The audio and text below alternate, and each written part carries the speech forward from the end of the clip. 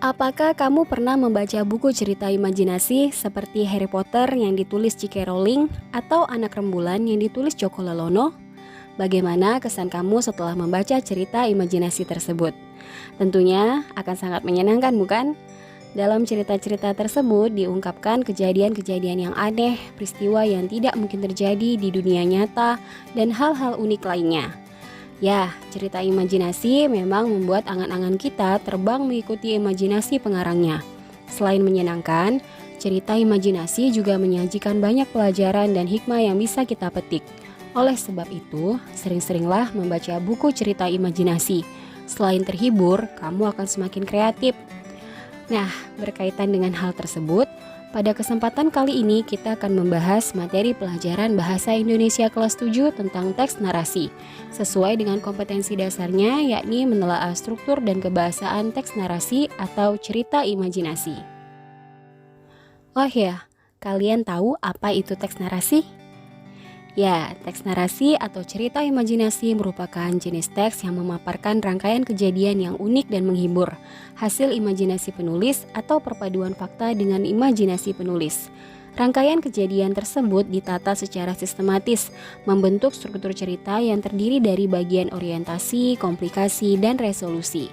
Untuk mempelajari struktur teks narasi, kamu dapat membaca dan memahami isi teks narasi tersebut lebih dahulu. Misalnya cerita Harry Potter yang berkisah tentang seorang anak penyihir dengan segala permasalahan yang dihadapi bersama teman-temannya yang sesama penyihir. Kemudian dilanjutkan dengan menelaah pesan tersirat seperti nasihat atau amanat yang ingin disampaikan penulis melalui karyanya. Dengan begitu, kamu dapat menggunakan berbagai informasi dalam teks cerita imajinasi untuk hal-hal yang bermanfaat dalam memecahkan masalah hidupmu saat ini maupun kelak ketika dewasa tentunya. Selanjutnya, untuk mengidentifikasi struktur teks cerita, kamu perlu mengetahui tiap bagian struktur tersebut. Setiap bagian struktur tersebut terdiri dari beberapa deskripsi yang dituangkan dalam bentuk paragraf-paragraf. Berikut penjelasan mengenai bagian-bagian dari struktur teks cerita imajinasi. Pertama, ada bagian orientasi. Pada bagian ini ditandai dengan deskripsi pengenalan tokoh cerita, latar cerita, atau permasalahan cerita. Sedangkan pada bagian kedua terdapat komplikasi. Pada bagian ini ditandai dengan deskripsi munculnya masalah, peningkatan masalah, hingga ke puncak masalah. Adapun bagian yang terakhir pada teks cerita imajinasi yakni adanya resolusi. Bagian ini ditandai dengan deskripsi penurunan atau peleraian masalah hingga penyelesaian masalah dalam cerita. Nah, kamu pasti penasaran kan bagaimana mengidentifikasi struktur teks cerita? Kalau begitu, mari kita berlatih menentukan bagian-bagian struktur teks cerita imajinasi dari sebuah cerita yang berjudul Aku Bukan Patung karya Hastarika Purwitasari berikut ini. Silakan perhatikan dengan saksama penggalan cerita berikut ini. Menurutmu kira-kira apa sih yang diceritakan dalam paragraf tersebut? Jika kita simak baik-baik, paragraf tersebut menjelaskan seorang tokoh yakni aku mengalami sesuatu yang membuat tubuhnya tiba-tiba tidak bisa bergerak, bahkan sekadar mengedipkan mata sekalipun. Tokoh aku tersebut menjelaskan keberadaannya yang sedang berada di tengah kolam ikan. Dalam hal ini menunjukkan adanya pengenalan latar tempat. Melalui tanda-tanda tersebut, dapatkah kamu menebak penggalan cerita tersebut termasuk ke dalam bagian apa dalam struktur teks narasi? Ya, tepat sekali. Sudah jelas, penggalan cerita ini merupakan bagian orientasi karena terdapat pengenalan tokoh dan latar tempat. Sekarang kita masuk ke penggalan cerita yang kedua. Dalam paragraf-paragraf yang tampak dapat dilihat bahwa tokoh aku mulai mengalami kegelisahan dan berupaya meminta pertolongan. Namun, karena tidak ada seseorang atau sesuatu apapun yang dapat menolongnya, tokoh aku pun berputus asa. Sampai-sampai merasa kesal kepada ikan koi yang dimintanya tolong.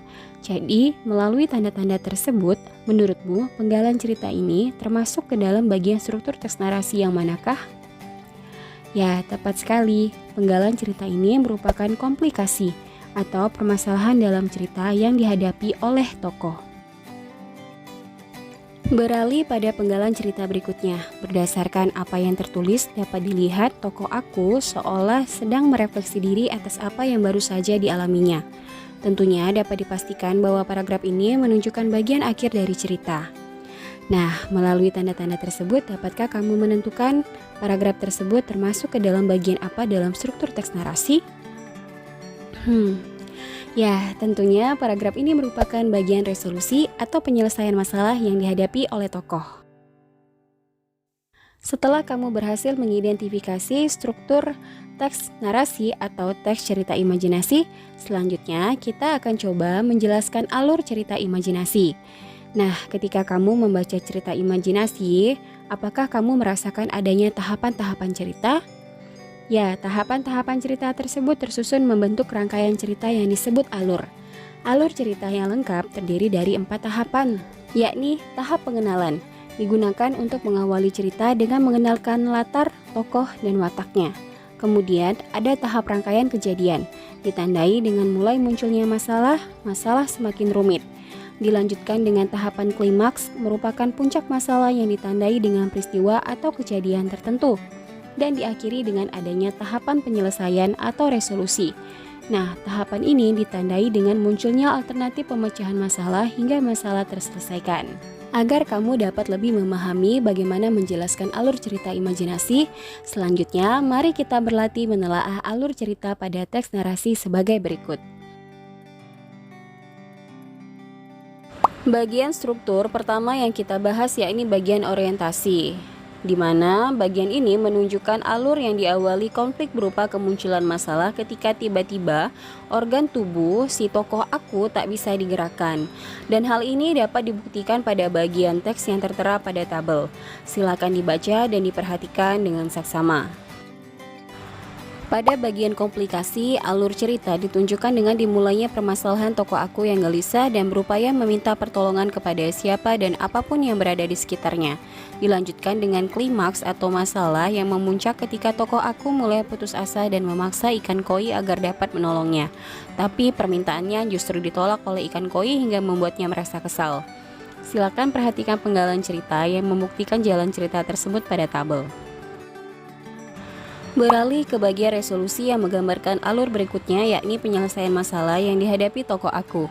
Bahwasanya diceritakan tokoh aku mulai menyadari ternyata apa yang dialaminya hanya sebuah mimpi. Hal ini tergambar pada penggalan cerita yang sudah tertuang dalam tabel ini. Baiklah, cukup mudah bukan menelaah struktur teks cerita imajinasi?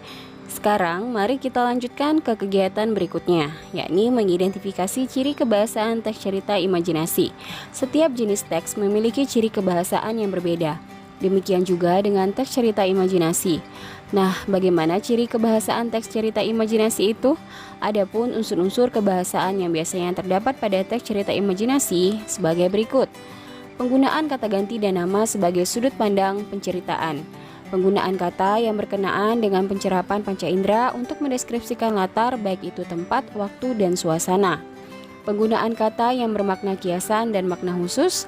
Penggunaan kata penghubung urutan waktu untuk menandai perubahan latar atau hadirnya tokoh yang lain.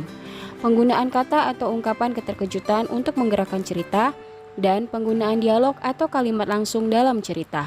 Untuk memahami ciri kebahasaan teks cerita imajinasi, mari kita berlatih dengan mendata penggunaan unsur bahasa pada teks cerita imajinasi Aku Bukan Patung. Silakan dicermati penjelasan berikut ini. Dalam cerita imajinasi selalu ditandai dengan penggunaan kata ganti orang seperti aku, ku, mu, dia, ia, mereka, dan nama orang ataupun tokoh. Nah, penggunaan kata ganti orang tersebut menandai sudut pandang penceritaan. Jika digunakan kata ganti aku, ku, atau ku, berarti penulis menggunakan sudut pandang penceritaan orang pertama. Namun, jika digunakan kata ganti ia, dia, atau nama tokoh, berarti penulis menggunakan sudut pandang penceritaan orang ketiga. Dalam cerita imajinasi juga digunakan kata yang berkenaan dengan pencerapan panca indera untuk menguatkan deskripsi latar cerita tersebut, seperti kata menyilaukan ataupun gemericik dalam kalimat berikut. Cahaya mentari menyilaukan, gemericik pancuran kolam, ikan koi yang tenang, bunga teratai merah muda kuncup dan mekar.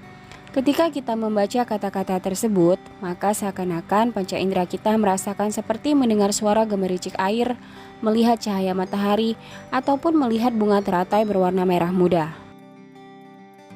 Sementara itu, penggunaan kata-kata kiasan dan kata-kata bermakna khusus juga menjadi ciri kebahasaan dalam cerita imajinasi, seperti kata rambut lurus hitam terurai, bola mata coklat indah, bulu mata lentik, bibir merekah, kulit putih langsat.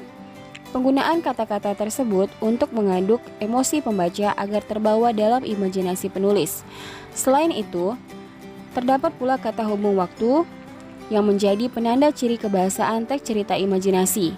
Kata penghubung waktu digunakan untuk menandai perubahan latar atau hadirnya tokoh lain, seperti kata setelah, kemudian, ketika, tiba-tiba, akhirnya, dan lain sebagainya.